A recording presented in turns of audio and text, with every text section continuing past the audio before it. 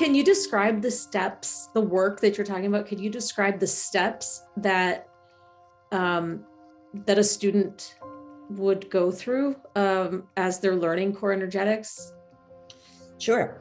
So the first thing that we do when in the beginning of our training is we start to unravel. We live with a mask. We all have a mask, all of us. And it's not like we get rid of our mask, but we open up that door and we uncover, we open up the mask and to see who's underneath there.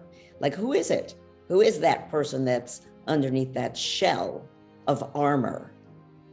And so we start that process, and that takes, a certain amount of time. It's not like a one-shot fix. First you got to find the key and open up the door slowly. And sometimes people have a lot of resistance. Oh, I don't like what I'm seeing. Slam the door shut.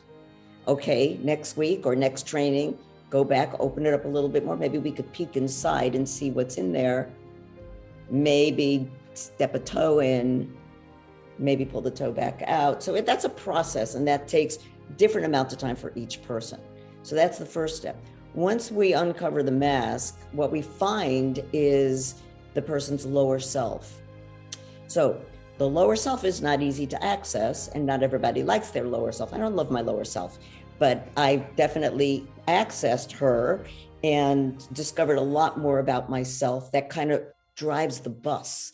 The lower self is the energy underneath that runs the show. So once I discovered who that was, then I could say, I like that, I don't like that, and make the changes I want to make. And again, that's not so quick and easy. So that's the second step. But once we access the lower self and we move the stuck energy of the lower self, then we can reach the higher self. And that's who we are in our soul, in our heart, in our spirit, is our sense of higher self being. And that's a really better place to live. Now, once we access that place, we don't stay there all the time. It's a process of expansion and contraction. So we expand when we access the lower self, and then we go back into the world and we're triggered, driving around the beltway, maybe somebody flips us off or something. And so we contract, right?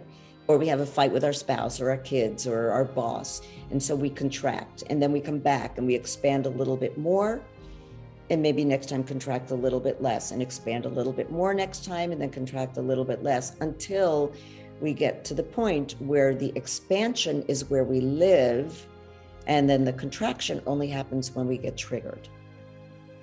Well, it sounds like the first portion of the training, the removing the mask, would be really awful and take a really long time. Is that true? Well, that's an interesting thing that you say that, because actually the time depends. It depends on how much armoring a person has and how much resistance they have. An important part of the training is that it's very, very experiential. This is not like going back to college. This is not like studying theory and taking tests. So every class that we teach here is very, very highly experiential. It involves movement. It involves get up off your butt, get on your feet, let's move the energy, and let's see how we do this physically, emotionally, mentally. So the classes are fun. They're fun, including taking off your mask, right? We make it fun.